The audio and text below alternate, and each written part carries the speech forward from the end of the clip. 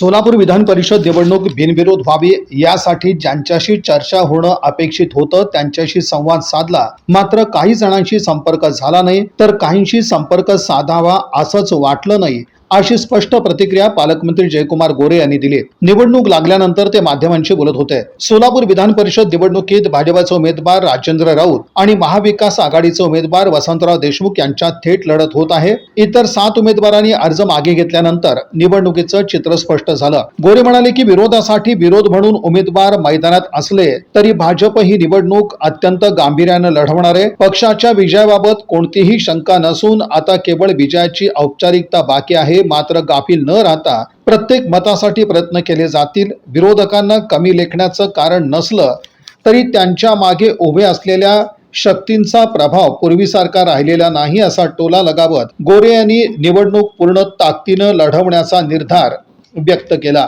गोरे विरुद्ध मोहिते पाटील अशी लढत होणार का, असा प्रश्न विचारला असता जयकुमार गोरे म्हणाले की ज्यांच्याकडे 116 पैकी 16 मतही नाहीत अशा लोकांशी लढाई होण्याचं कारणच नाही। नाही, आता निवडणूक लागलेली आहे। विरोधासाठी विरोध म्हणून उमेदवार उभे असले तरीसुद्धा ही निवडणूक भारतीय जनता पक्ष गांभीर्याने लढेल आणि ही निवडणूक भारतीय जनता पक्ष जिंकेल। निवडणुकीच्या या प्रक्रियेची विजयाची औपचारिकता बाकी आहे। अशा पद्धतीची परिस्थिती असली तरी आम्ही कुठल्याही परिस्थितीत गाफील न राहता ही निवडणूक आम्ही गांभीर्याने लढू आणि आम्हाला अपेक्षित असणाऱ्या मताधिक्याने आम्ही जिंकू। नाही, अशी ज्या लोकांना बोलणं अपेक्षित होतं त्या लोकांना बोललो। काही लोकांशी कॉन्टॅक्ट झाला नाही किंवा काही लोकांशी कॉन्टॅक्ट करावा असं मला वाटलं नाही, अशा लोकांशी बोललं नसेल। परंतु बहुतांश लोकांनी बघितलं आपण की उमेदवारी मागं घेतलेली आहे आणि ते सगळे भारतीय जनता पक्षासोबत राहून भारतीय जनता पक्षाच्या उमेदवारांना जिंकण्यासाठी सगळे मिळून प्रयत्न करतील। भाजपचा विजय होऊ नये म्हणून नाही, भाजपचा विजय होणार आहे याची पूर्ण जाणीव त्यांना आहे आणि त्या बाबतीत त्यांचं काहीच मत असायचं कारण नाही। पण आता निवडणूक लागल्यानंतर का लागली, कशी लागली, कुणी लावली या संदर्भात मला वाटतं चर्चा करणं माझ्या दृष्टीने उचित नाही। माझ्या दृष्टीने हेच आहे की ही निवडणूक आता आपण ताकदीनं लढली पाहिजे। आम्ही ताकदीनं लढू आणि मी आज सांगतो की जे मार्जिन असेल ते भविष्यात उमेदवारी करण्याचा विचार करणार नाही, अशा पद्धतीचं मार्जिन या निवडणुकीचं राहील। आणि आकडासुद्धा मी तुम्हाला सांगेन, तुम्हाला माहिती आहे मी आकडा सांगत असतो, तो आकडा मी सांगेन, फक्त मला 1 दिवसाचा वेळ द्या। इथं झारीतला शुक्राचार्य कोणीही नाही। निवडणूक वसंतराव देशमुख लढत आहेत, त्यांच्या मागं कोण आहे त्यांची ताकद राहिलेली नाही। त्यामुळं कोण पाठीमागं आहे कोण पुढं आहे बघायची काही कारण नाही। शेवटी एक आहे की लोकशाहीमध्ये विरोधक एकदा उभा राहिल्यानंतर त्याला कमी समजायचं बिलकुल कारण नाही।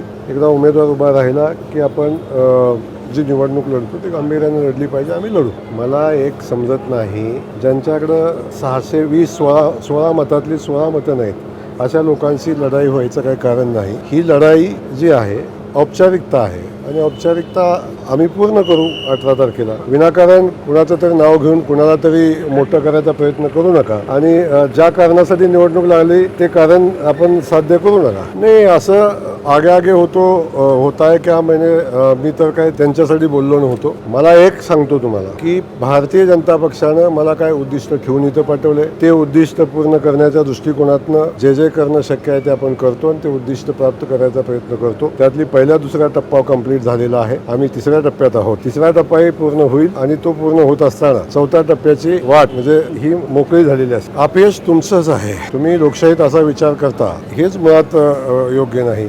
लोकशाहीत निवडणूक लागली पाहिजे आणि लोकशाहीत मतदाराला मतदान द्यायचा अधिकार मिळाला पाहिजे, हे डॉक्टर बाबासाहेब आंबेडकरांनी। मग आपण बाबासाहेबांच्या विचाराशी सुसंगत वागलं पाहिजे, सुसंगत राहिलं पाहिजे। बिलकुल सगळ्या अदृश्य शक्तीवर माझं बारकाईने लक्ष आहे, अजिबात काळजी करायचं कारण नाही आणि अशा अदृश्य शक्तीवर बारकाईने नजर ठेवून आपण काम करू।